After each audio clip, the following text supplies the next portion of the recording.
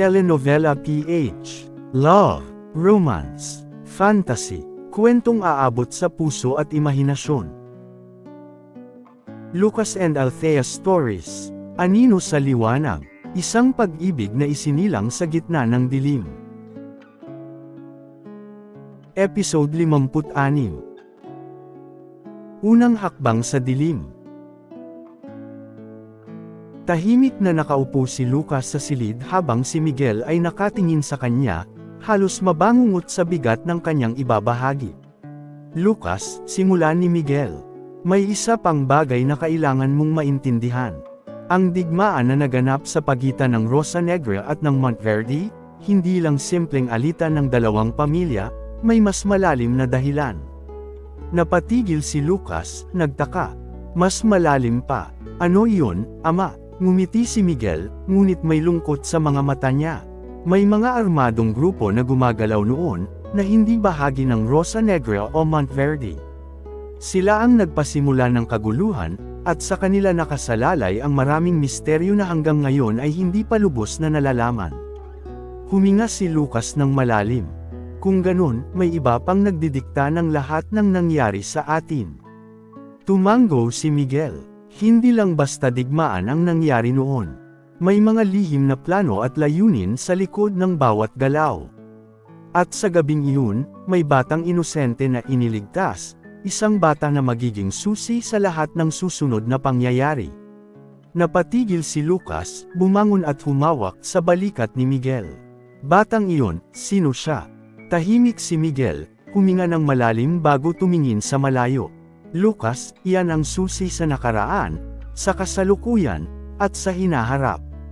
Ngunit, para malaman mo ang buong kwento, kailangan mo munang maunawaan ang galit at desisyon ni Don Gustavo, at ang paraan kung paano siya unti-unting lumapit sa Rosa Negra.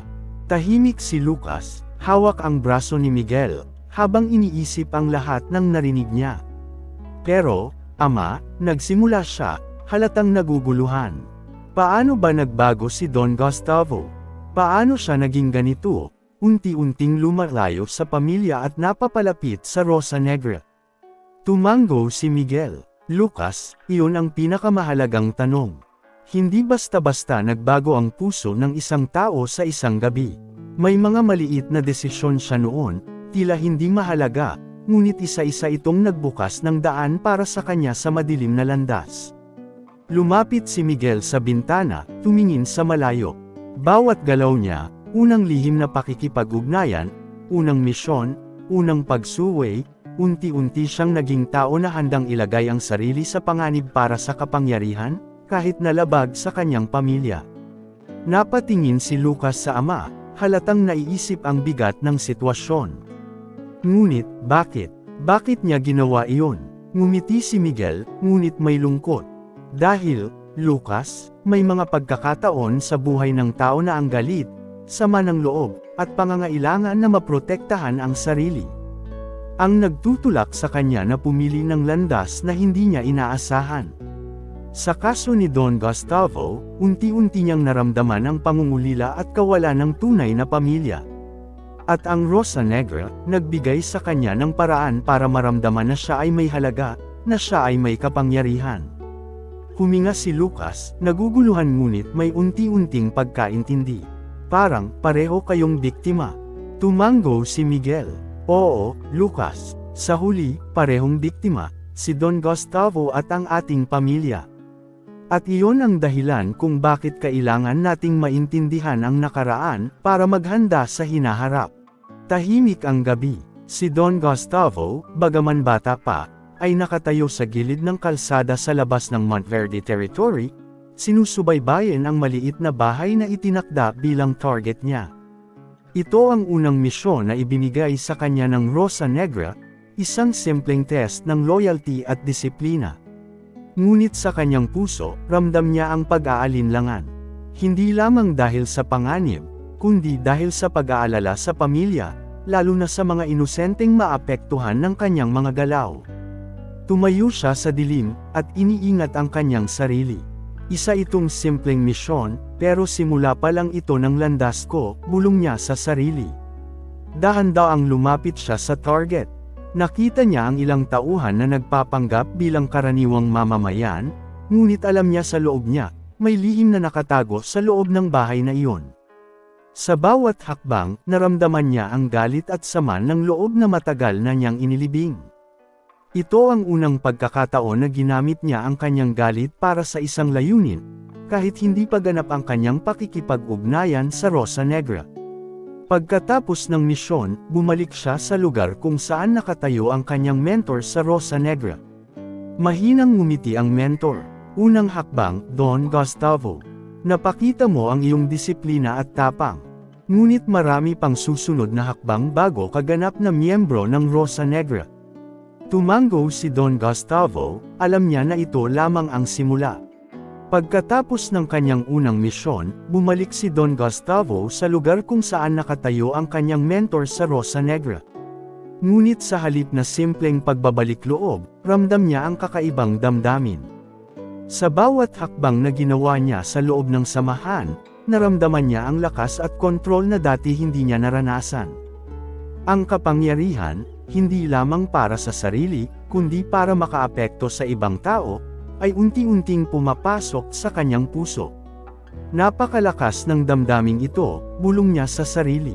Para bang, kahit sa gitna ng galit at sama ng loob, may paraan para magkaroon ako ng halaga.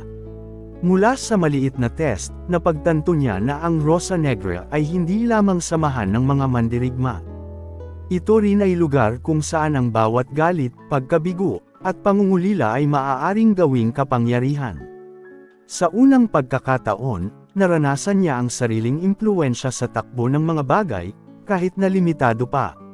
Doon niya unti-unting naramdaman, may daan siya upang makontrol ang kanyang kapalaran, at marahil, ang kapalaran ng iba. Ngumiti siya ng bahagya, hindi pa ganap, ngunit naramdaman niya na ang kapangyarihan ay abot kamay na. Tahimik na naglakad si Don Gustavo sa gilid ng ilog, nag-iisa sa dilim ng gabi. Ang buwan ay naglalaro sa kanyang mga mata, parang sumasalamin sa galit at pangungulila na matagal na niyang itinatago. Sa kanyang isip, muling binawikan ang lahat ng nagawa niya sa unang misyon. Hindi na ito simpleng test lamang, may desisyon siyang dapat gawin na magtatakda ng lahat ng susunod na hakbang. Dumilim ang paligid sa kanyang isipan. Ang desisyon, unang pagkakataon na gagamitin niya ang kanyang galit upang makamit ang layunin, kahit labag sa pamilya.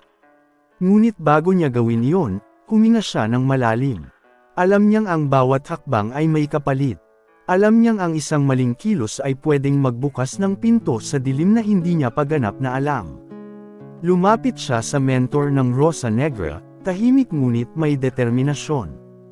Handa na ako, sabi niya. Hindi na maliit ang hakbang na ito. At alam kong kapag ginawa ko ito, wala na akong balikan. Tumango ang mentor, may bahid ng paggalang. Ang unang lihim na desisyon ay hindi lamang sumusukat sa tapang mo. Ito rin ang magpapakita kung hanggang saan aabot ang iyong galit at pangungulila. Sa sandaling iyon, naramdaman ni Don Gustavo ang kakaibang lakas sa sarili, unang pakiramdam ng kapangyarihan na tunay na sa kanya na. Ngunit sa ilalim ng buwan at tahimik na gabi, may boses sa kanyang isip. Isang hakbang ka lamang mula sa landas na hindi na maibabalik. Pagpapalakas ng Don Gustavo sa loob ng Rosa Negra. Tahimik si Don Gustavo sa loob ng silid ng Rosa Negra, pinagmamasdan ang bawat galaw ng mga kasapi. Ang kanyang unang lihim na desisyon ay nagbigay sa kanya ng unang pakiramdam ng kapangyarihan, at ramdam niya na may daan na para makontrol ang sariling kapalaran. Lumapit sa kanya ang kanyang mentor, may ngiti sa mukha. Don Gustavo, kung ipagpapatuloy mo ang landas na ito, may potensyal kang maging leader balang araw. Natingnan siya ni Don Gustavo sa malalim. Hindi pa ngayon, ngunit unti-unti niyang naramdaman na ang kapangyarihan ay abot kamay na. Unang internal test at influence. Binantayan niya ang isang misyon ng Rosa Negra, isang maliit na operasyon sa teritoryo ng kaaway. Hindi siya nagkuman, ngunit ang obserbasyon niya sa mga tauhan at taktika ay nakapagpakita sa mentor ng potensyal niya. Sa loob ng kanyang puso, naramdaman ni Don Gustavo. Hindi pa ganap, ngunit pwede kong gawing sarili kong daan ang kapangyarihan. Foreshadow ng future spouse at legacy. Sa lihim na silid, nakatingin si Don Gustavo sa lumang larawan ng dating leader ng Rosa Negra at ng pamilya nito. Tahimik na sinabi ng mentor, "Kung magpapatuloy ka, balang araw, may lalapit sa iyo mula sa pamilya ng dating leader. Magkakaroon ka ng koneksyon sa kanilang lahi, at ang anak nila ay magiging susi sa susunod na henerasyon." Napatingin si Don Gustavo, bahagyang ngumiti. Hindi pa ito ang panahon, ngunit ramdam niya ang hinaharap na magiging mahalaga sa kanya at sa samahan. Kung nagustuhan ninyo ang episode 56, huwag kalimutang mag-like, share and subscribe sa channel natin, at pindutin ang notification bell para sa susunod pang mga episode, sa Lucas and Althea Stories, Anino sa Liwanag.